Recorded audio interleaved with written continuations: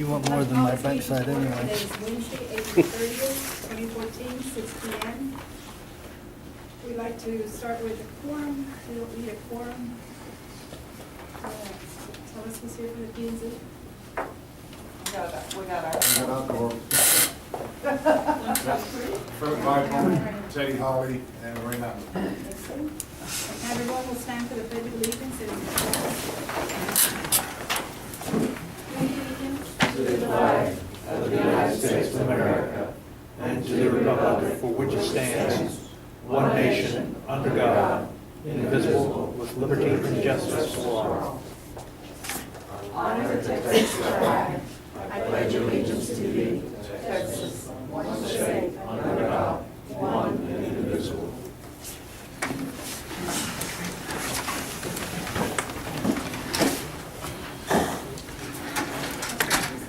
With the River Baby Mill.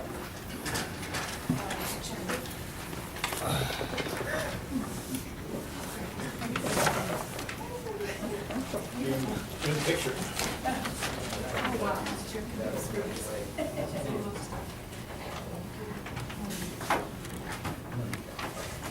Mayor, if I may? Yes. We're having a meeting tonight to have a workshop on liquor bin and development agreement. This project is about to start again. They have approached the city council and worked with city staff in reference to that. They will be presenting at your next meeting on May 8th in reference to the development agreement. So what we want to be able to do is to work through the agreement, to look at it. We had a preliminary meeting with our consultant, Mr. Stewart, our attorney, and our engineer, who does need to be at this meeting, but there's more of a planning meeting. So we're looking to do a development agreement that can be a model for other subdivisions coming forward. The attorney's going to be reviewing the agreement itself because it's pretty comprehensive in the PUD, and we're hoping to use it as our model. A plan, of course, is definitely intricate into this so that we can move forward, and I will relinquish the floor to Mr. Richard. Ladies and gentlemen, good evening. As you can tell maybe from my dialect, I'm not from Floresville. I'm a native Swiss, and I flew in, yesterday in San Antonio and thought I would give you a presentation, then I can fly back to Switzerland tomorrow. So you guys have something, from overseas. Not just kidding. I've been living in Austin for the last 5.5 years. I've been living in Florida and Dallas and Washington, D.C., so I've found my way around this country. So what I'd like to do today is two things. And I have to start with one remark about what the city manager just mentioned about the development agreement that we have in front of you and pictures. Basically, this is my proposal, and it hasn't been negotiated with the city, meaning it will require some meetings between city staff and me to hatch out the details. And we're not going to talk about the details tonight, but I'm going to tell you what I think is important in the long-term view, why I'm proposing this developer agreement, what should be achieved by the developer agreement, give you a chance to kind of ask questions, I can answer them. Then we'll have a follow-up in the next weeks, negotiating the details of this agreement. I can tell you that the basis for this draft that you have in front of you is the developer agreement that I signed with the city of Gonzales last summer. So I'm doing a development right now in Gonzales, which is a similar size, not acreage-wise, but unit-wise, allows to do 500 units in a mixed-use development with some residential and some commercial. And we basically negotiated a development agreement and a 380 agreement within, I think, 3 months. Passed it by P&Z and council in May, and it came into force in June.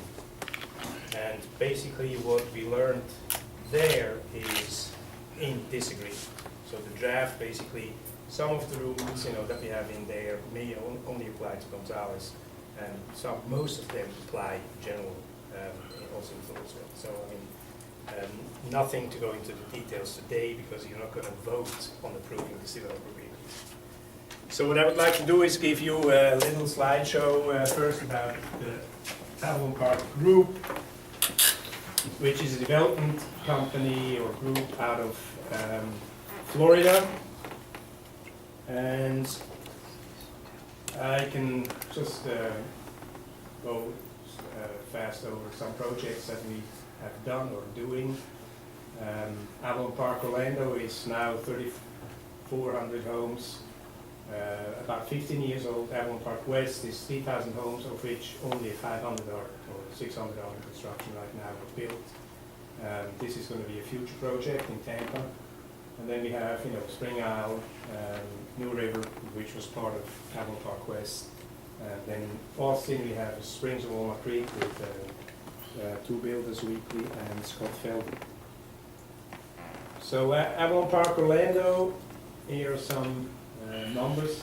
You see the picture that consists of also villages, 11 villages in Orlando that were built within basically 1998 and 2007. And we were lucky to finish it substantially before the world, collapsed in 2008. And, probably one of the reasons why we survived is because we were out early, and we were done early. Avalon Park West, the streets on the white and black on the left side is the portion that's already existed. It's a separate project. Same size as the Orlando project. We're developing the greenish section close to the black and white now. All the other developments, all the other colors are paper development phases. So this is going to last another 15 years until it's at the stage where Orlando is today. This is the old one I told you about, the 450 units on the west side. We built some town center, 1, 2, and 3. At that time, a 4-story walk-up, retail on the bottom, and apartments for rent, 3 stories up. That's how it looks today. This is the marketplace, basically, with Publix, which is the Florida version of H-E-B. Office building, medical building. This is in Austin now, same family units, about finished with weekly and about to start with Felder. The 1835 village in Gonzales, I told you about, it's a mixed-use project. 75% is residential, 25% can be commercial. So the city only required me to do at least 75% residential. The reason why is because the city wants residential primarily. 500 LUEs, live units, equivalents basically, which, a single family home is 1 LUE, an apartment is an LUE, a garden home is an LUE, a townhome is an LUE. So you count that by, basically independent living units. There's going to be a mix of for sale homes and rentals. One of the reasons we went to Gonzales is because, it's influenced heavily by the for-sale workforce that is looking for permanent housing. Most what you see, certainly in Gonzales, is man camps and RV parks. So nobody really does, developments in the long range, sustainable development for, also the locals, teachers, city employees, all these employees that we are office workers with the big employment centers, and we have a lot in Floresville, we have a lot in Gonzales too. So there's a webpage, 1835village.com, where you can see some of the details. That is about the Avalon Park Group. Now about the Floresville project.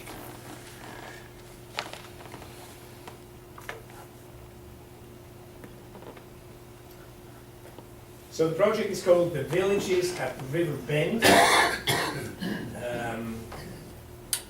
And you will probably figure out why it's the Villages.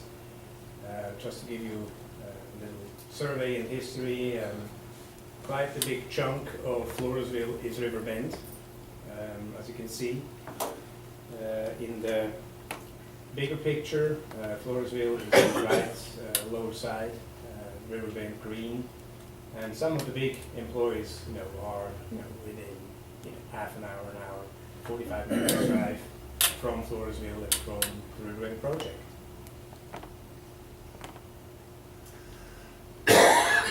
I call this the overall original master plan from 2001. And as you can see, it was a group out of Florida who basically came here to develop bigger parcels, 460 acres, into a golf course community.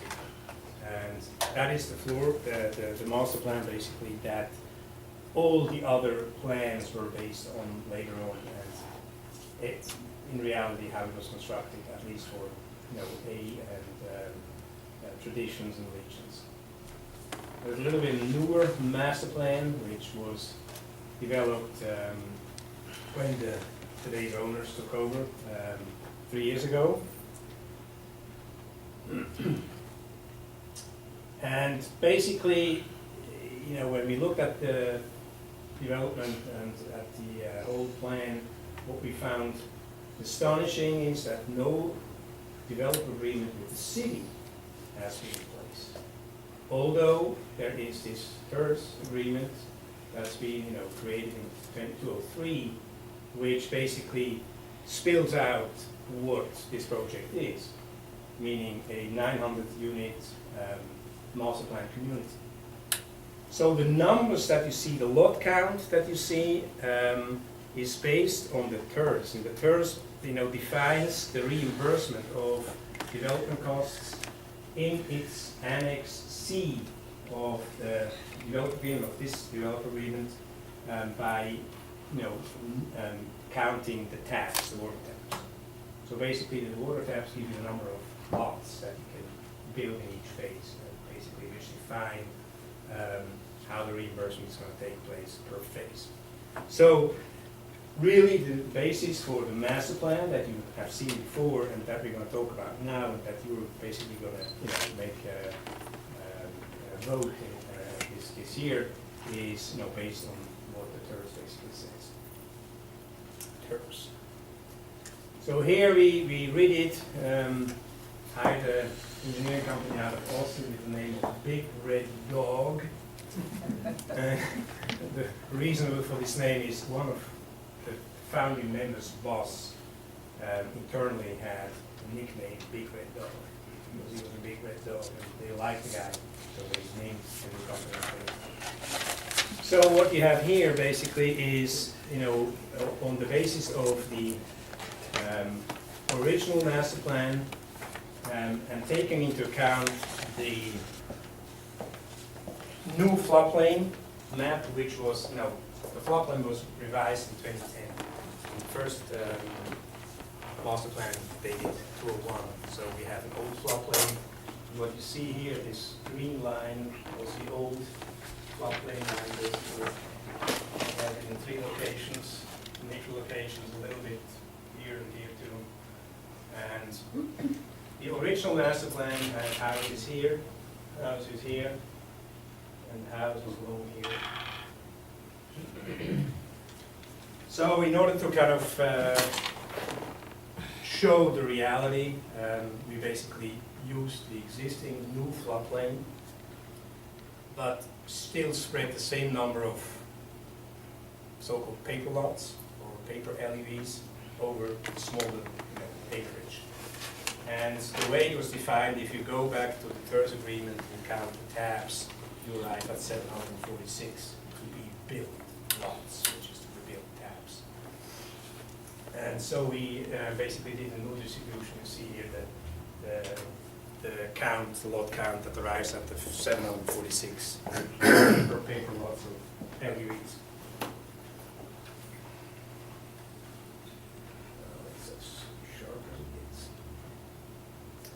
So let me walk through these different villages.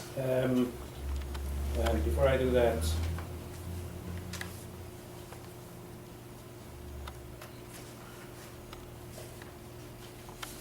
here the Skyview village, basically, which is the northeastern corner. We can do 2 entries with if depends on the size of the road. The setback between the 2 entries, if it's a 45-foot right of way, it's 200 feet, and if it's more, it's going to be about 400 feet. Eagle's Landing is basically the back of it, with a little bit bigger lots. In the first section, what we are proposing, you see these big squares. Each of those squares reflects 2 fourplexes. So the fourplex is 4 attached units, 8 units per this big square, and then the lots on the upper side are duplex lots, so 2 attached homes. And the reason why we put that there is basically because we think that there is additionally to a for sale market for homes and lots, there is a market for rentals. And our experience in Gonzales, shows that getting investors to build apartments is pretty tough, but getting investors to build a duplex or a fourplex is easier because the costs of a fourplex, of course, are much smaller than the costs of a duplex. And then we're basically going to the back where we have both. We can do single-family detached lots or duplexes. The very back, Champions Village, is the one on the top left side. You see the old floodplain blue and the new floodplain white. So it's a reduced number of lots in the back. Those are going to be some of the what we call the state lots, so the bigger lots on the back. This is the Links, which is basically the farther west, the furthest away from Highway 181, with the state lots too. This is close to the Circle, a kind of triangle or Texas, Texas form size lot, which I think we can use as a mixed-use commercial and some denser stuff, units, let's say along fairway, townhome units, attached units for weekend golfers or people who want to have a small footprint but still live on the golf course. This is a southeastern corner of the lot, with again trying to do a little bit different, some commercial fronting 181, and then a mix of bigger and smaller lots in the back. And the challenge will be, to get here. You see the connecting road is in the floodplain. I think we could do the road itself in the floodplain. Maybe we can use the lower road that is basically at the southeast corner to access it from somewhere else. But it's a dirt road. So it's in the 100-year flood or? 100 year. This is the 100 year. So the developer agreement basically that you have in hand is a proposal from my side,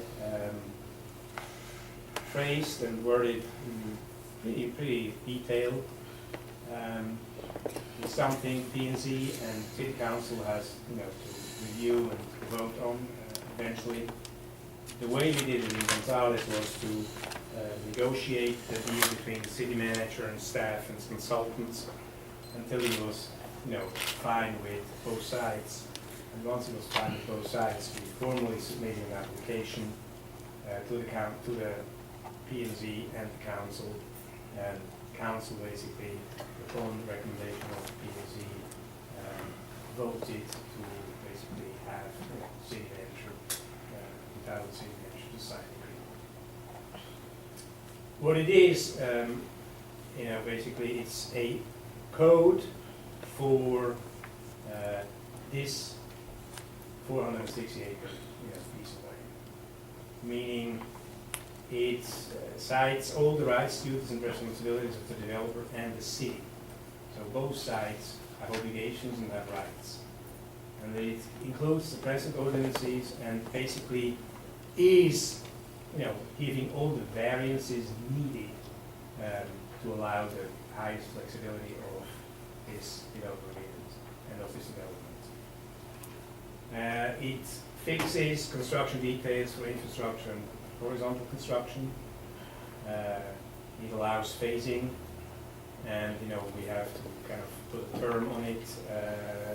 And I think the most logical term for this development agreement will be that how long the first runs. The first runs expires, I think, in 2031. So that's kind of 10 plus 7 is about 2031.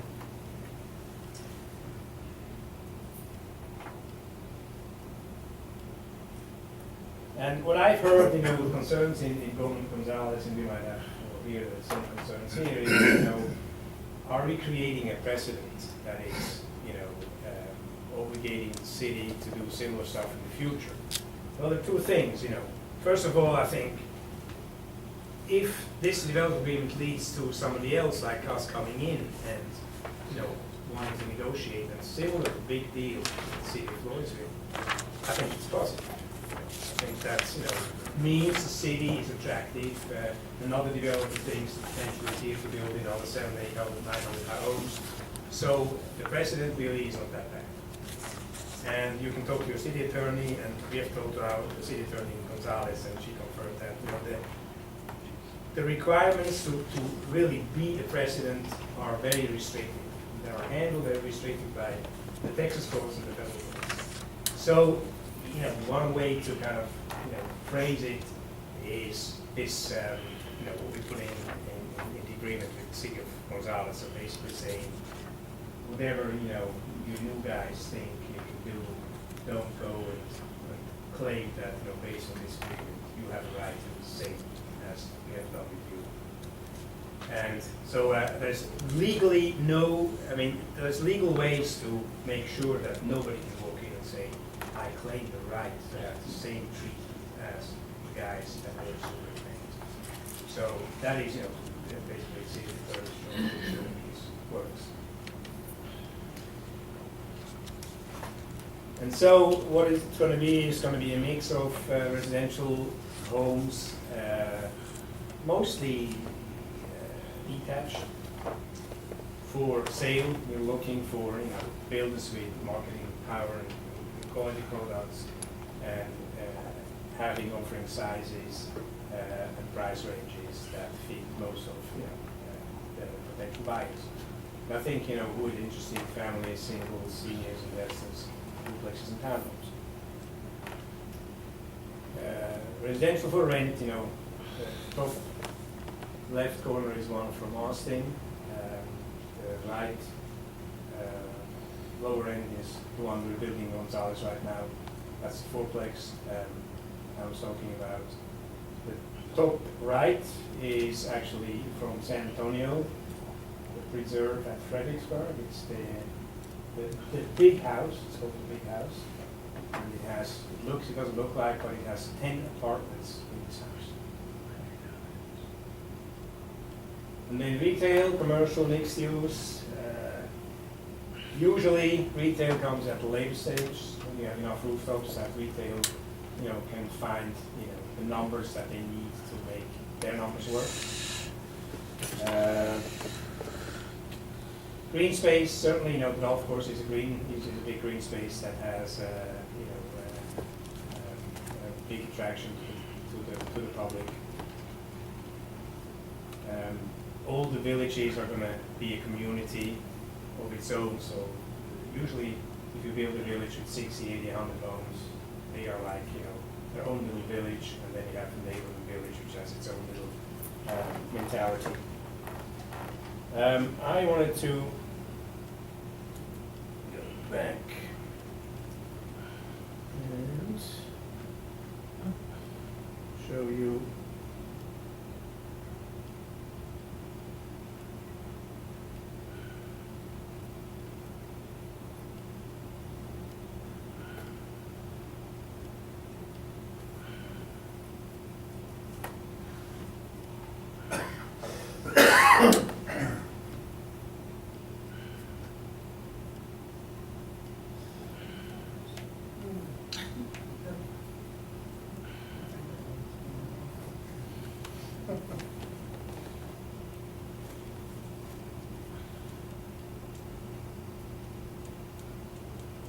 more.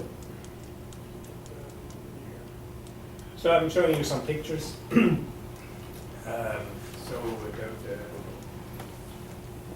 of you have been out in Riverbend for the last 5 years. You kind of can see how it looks today. These are pretty recent pictures. So this is, the entry. When you go into it all, of course, this is the formal entry with a divided line. This looks to traditions on the right side. The houses, because it was developed out of Florida, have a more Floridian style, and the ones that are coming in and will be built have probably more a Texas Hill Country style. This is the parking lot at the southern end with the restaurant in the middle of the big building. There is a clubhouse to the right, now a machine shed, and a wedding venue on the left side. They added also a tennis court. This is the view from Lou's Patio and Grill, where I had excellent lunch today. Excellent weather and nice breeze, and watched some golfers improve their handicap. Those are views from traditions, the Floridian style, from the teens, 3 through 8. It's typical for this development that it has the garages in the side or in the back. So we have what we call alley-loaded houses, where the garages are accessed from the back of these, because they're golf fairway lots. They have the garages set back from the front porch. But it does, we call that, as a developer, it's so-called TND, traditional neighborhood development, and it's just the curb appeal of such a house, of course, is higher. It kind of reminds you of, the villages and the cities, 100 years ago. Those are all part of traditions. This is a newer construction in traditions also. Now it's, kind of the more Texas style, double garage in the front and porch setback.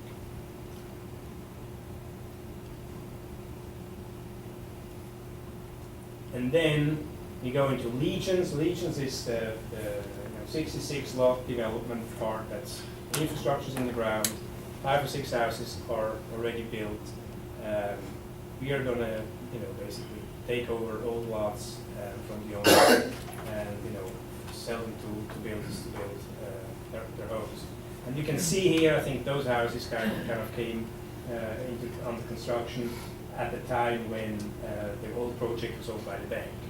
So there's no really consistency anymore in the style of houses. So this looks a little bit different than this one here.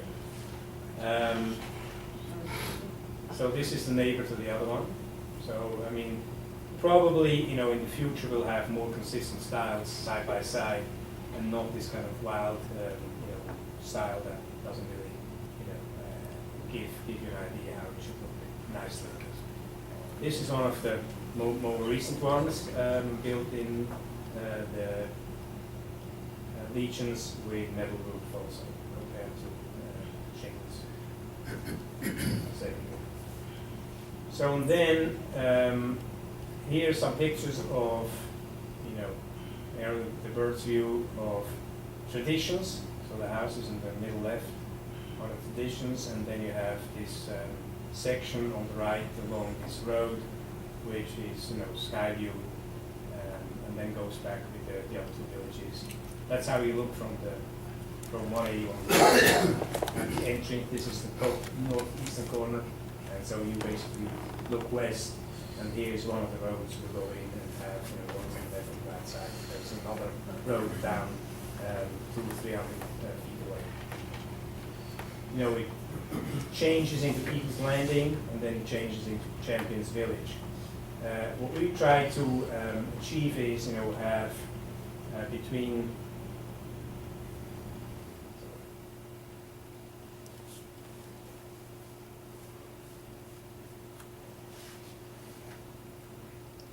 Eagles Landing and Champions Village, a gate.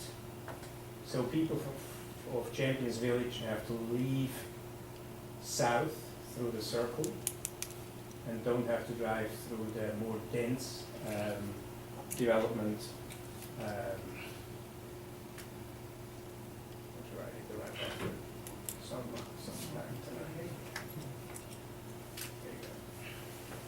So the people of Eagles Landing and the village exit through here, and those Champions Village exit to the main entrance. This is the back part of Champions Village. You see the golf course on the left side. Part of it is in the floodplain now. Links Village is basically here. On the lower left side you see the clubhouse and the restaurant, and the two roads of Legions. And that's the view from the road that looks west into the Links Village. This is Master Village, the mixed use, where the purple part is commercial, a mix of commercial and residential, and the brownish part are residential.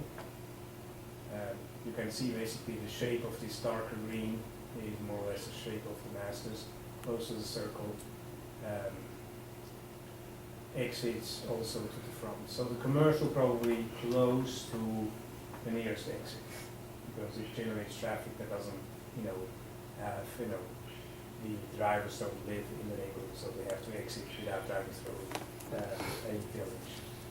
And that's the view from the circle into this kind of slopey Masters parcel. Creekside I Village. I is just I and J and J are the letters for these phases. This is from bird's view. This is basically from the street. And then you have the Creekside J Village, which is the one where you have to cross the floodplain.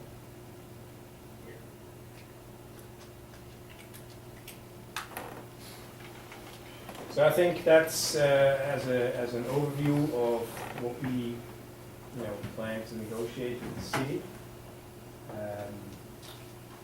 The city has, before I think you can formally approve such a development agreement, change the ordinance.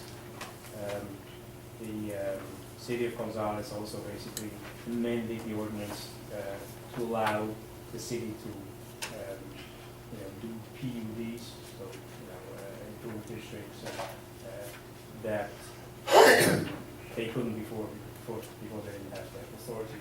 I think that's one of the things city council or the city council of Floresville has approved as first thing in the future if they want to basically be able to adopt such a development.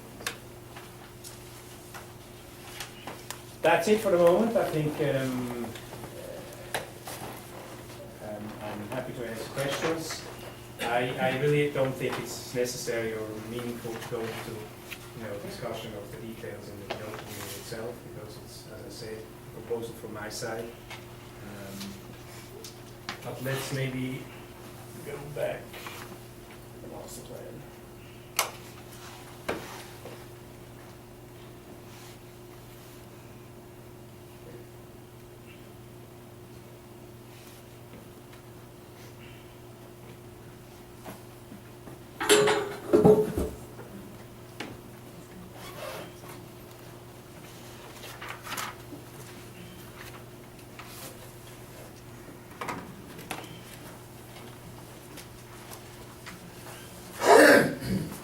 So I have copies here, additional copies. Some of the documents that we had in Gonzales, which just give you an idea of it. So it should be like 10 or 15 copies.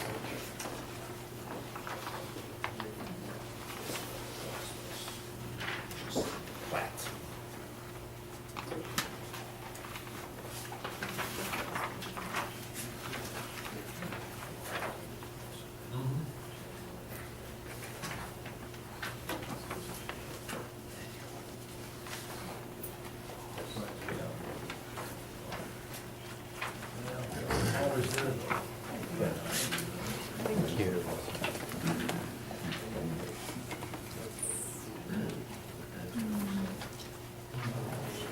I was talking about the building matrix. If you look at this chart here, basically what I'd like to be part of this development agreement is, lot type and building setback matrix. What it does, it basically, defines the lot size, defines the density per acre. It says what it is: single family detached, type R detached, zero lot line, duplex, attached townhome, multifamily. And it defines, the lot sizes and the setbacks, of primary units of the main building, garage, and porch. So basically, this will be a variance. Right now you probably don't have an ordinance that allows townhomes of 1,600 square units. So basically, without you having to change the whole code before we can, build a townhome, what we do basically, we say, okay, in this 460-acre development, you are allowed to do these types of homes on this side of the lot with these setbacks, and you are allowed to shift all these, units and the mix of the units in these villages at your will. And the limitations for doing that are the maximum number of LUEs that you can build, and you have to adhere to the minimum size of the lot and to the setbacks of the different buildings. So what it does basically is, for us, the flexibility to, change the product per market demand. We don't want to develop a section for single family detached and then find out, we have to, re-entitle it and do duplexes. So we want to be able to say, okay, this side, this phase, whatever, Skyview, is not going to be duplexes or fourplexes, it's going to be, small townhomes. And so without having to go back to council or P&Z has to review it, as long as we stay within all the parameters that we define in this developer agreement, you guys basically, we don't submit specific plans for doing it this way. As long as you check, okay, all the house types are right, all the house types, all the lot sizes are right, we're fine. And it gives you the flexibility, knowing that that's what's going to be built, nothing else. And if I want to do something else than what is in this matrix, I have to come back to you guys and say, hey, listen, we have to change or amend the development agreement.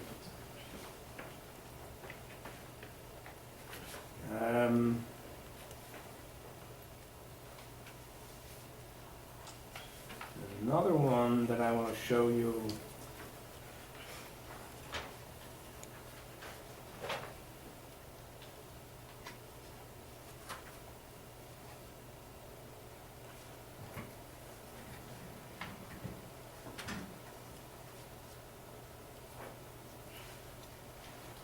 We looked at the traffic flow, and I think if you have gone out and seen the road as it is today, and the size of the road, entry road at the gate here, it's hard to imagine that if you have 900 units in this subdivision, how 900 units empty in the morning and fill in the evening. 900 units means, average household count is 7 to 10 car movements a day. So if you have 900 units in this deal, we have, between 6,000 and 9,000 car movements a day in and out. So imagine if everybody has to go out to the main section. People are waiting, 20 minutes just to get out of the deal. So I think we have to really, carefully, in the long-term planning, the city too, we have to make sure that, we can handle the traffic flow. So, naturally, those exit here. The top, the green and the blue exit, on these two roads. And then we have the more, the bigger long fields, this, which exits here. This one is commercial and mixed use, which exits close by to this road. So we have already kind of an idea of how we want to handle it. Maybe, we have a circle today, and if you go out or have driven out, and, you are alone, you didn't take the full circle, but you turned left immediately, like I do every time. Because I don't have the scenic tour of the empty golf course. So we probably might, consider shutting that down, revegetate that, and have the traffic flow just go, maybe enlarge, this road a little bit, and then have the traffic go down to the clubhouse, back here, back here, back here, through here. So we close that off, so these guys can exit here, those guys don't drive to this neighborhood, these guys have to, those guys have to exit here, club exits here, those exit here, those exit here, those exit here. And also, the fire department usually requires 2 access points into a neighborhood. If you have a certain amount of units, usually 30 or more. And so we can solve that. Up here, I would build the road, but put the gate in, and then basically the fire department has a code or a remote, but they can always enter through a emergency gate, but it's close to the traffic. Here we loop it, so it's 2 entries here. This one we can, probably provide an easement with, crossing the golf course if necessary. Maybe kind of, studying the golf course, in between the golf course. So I think we'll have to find solutions that are flexible without, kind of making traffic too complicated. But I think in the long-term interest of everybody living here, we have to address these issues today. And kind of, you guys, have to basically say, okay, we can live with this kind of, measures that, force the traffic from the different villages into a certain direction.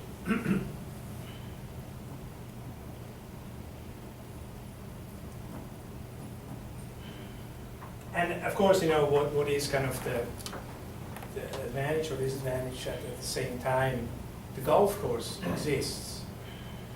And the layout of these 10 villages exists too, so I think we have to build around what is around. We can't say, okay, let's move the golf course somewhere else because traffic, we need to cross the golf course twice. We can't do that. So we need to live and work with what we have, and basically, do the whole development planning for the whole 900 units based on what is on the ground. This would basically be the first of y'all's development with a golf course included into it, correct? That we are doing? Yes. Yeah, we have tried, we have started and stopped again, because usually, so the good thing about this project is that, the first owner already went bankrupt, which usually is, it's cynical, but it's the reality is all these big projects usually go at least once bankrupt before they work. So, we are past that phase. And I think the real big advantage of this project is that, the golf course is installed, paid for, at least, he wants some money back, Chris. But, mostly paid for, will be paid for in the future from all the property tax. And, it's public, it's owned by somebody, who runs it professionally. It's a public golf course, so the amenities are already here. So we're building basically the whole development just at the golf course. So we have nothing to do with the golf course, which is for developers a great thing. Also, I think, what we are looking at, really that's why we kind of also try to, do the traffic flow and the phasing. We try, of course, to do not, one village and then wait until it's full and then build one phase and then do that phase. We try to kind of, do 2 or 3 phases at the same time down the road. So what we can do basically now, well, the first phase now is, build this summer. These are 57 unbuilt lots, so 57 new houses coming first. That's, it wouldn't make sense to do another 100 lots on the ground, first 57 houses. So, but once this is up and running, you may, plan this, and this as 3 different projects at the same time. And then kind of look at the market demand and say, okay, maybe the next phase is going to be a more rental product phase. So we're going to do the top Skyview and Eagles Landing, or we're going to do, separate gate community here, or we're going to do, start a little town hall meeting over here, do some commercial eventually there. So, this would allow us to do, multiple projects at the same time, if the market is there. Always, everything here is subject to market demand. And Richard, if I may, when did you think about starting those 50 or so lots? What was the time frame on starting those? The 50 construction, within the next 2 months. So we've signed up one builder who is going to buy half of the lots. We are, getting, interest from the second builder. We try to get 2 builders in at least, so we can speed up, the production. And What's your square footage range on that? ones that are going to be built here are probably the, starting in the low 200, 2,000 square foot, 2,200, 2,500, up to 3,000. So it's not going to be the starter, it's certainly not in this phase. I think we cannot, right now. I think that the most affordable house is one of the interior lots in the existing old neighborhood, which probably, cheapest is probably going to be 190, 180, 190. And again, I think we, what we've realized, we've been talking to every builder known in the Central Texas area, and the feedback from the builders was, that's always typical for a new frontier is, it's on the wrong side of San Antonio, and it has no proof of absorption rates, and it has no proof of price points. So builders, the big builders are always about, proven price points and proven absorption. So 2 homes, sell 2 homes a month, 3 homes a month. Proven, somebody else did, repeatedly, and so that's a proof for them to come in. So the builders usually are followers, not leaders. So they don't come in a new region. This is a new region for most of the builders in San Antonio. Have you had a lot of interest with the local builders? Yeah, I mean, again, the local builders, this master plan has a bad reputation, from the past because, you didn't know how much the lots were, and it was with the bank forever, and, the bank didn't know what they should charge for the prices, and then the golf course had to be kind of, redone and restarted, and so I think there was a lot of confusion, which is normal if you go through bankruptcy, it's just a mess. So I think, the local builders said, okay, I have no clue, and it's just not waste our time, because we don't really know what's happening. And that's one thing. The other thing is basically most of the local builders, if they're not tiny, have their own little deal, have their own little 10, 20 acres, and they, develop, 5 acres and put in a road and, have 10 lots, and then they build their homes on their 10 lots, sell their 10 lots, and then once they're done, they're going to put in the next, half mile of road, they're going to do the next 20 lots. So everybody's, busy with the stuff he has, so I think it was really hard, it still is, to get local builders to come here because they have their own stuff. So they don't need to come here.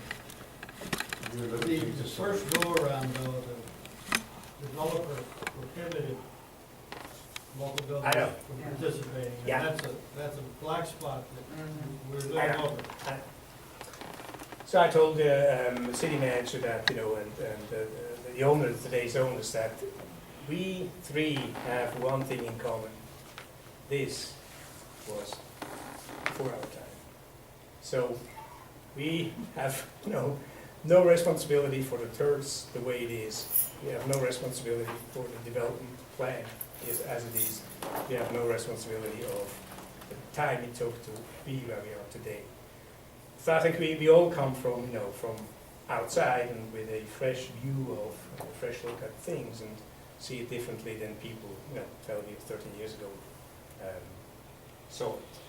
And I think that mistakes made, considerable mistakes made. But I think, it's history, so why bother about history?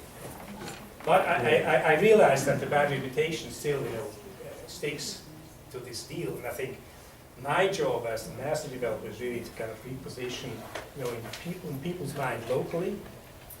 Give people, builders, buyers, confidence that this is a long-term deal. It's going to be systematically. Now we're having somebody that really looks at getting step by step, build it up, build a reputation up.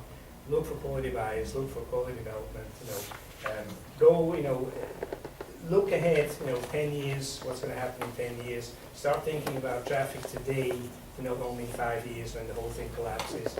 Start, thinking about products that we can offer and that, city can grow faster with, doing multiple phases at the same time. So I think that's my job, really, to PR this, a ways bad reputation, or this kind of mixed reputation, but the difference. Mayor, if I may, one of the things that I would like to accomplish as we look at this, and when I spoke to Richard about it, was we wanted to have the river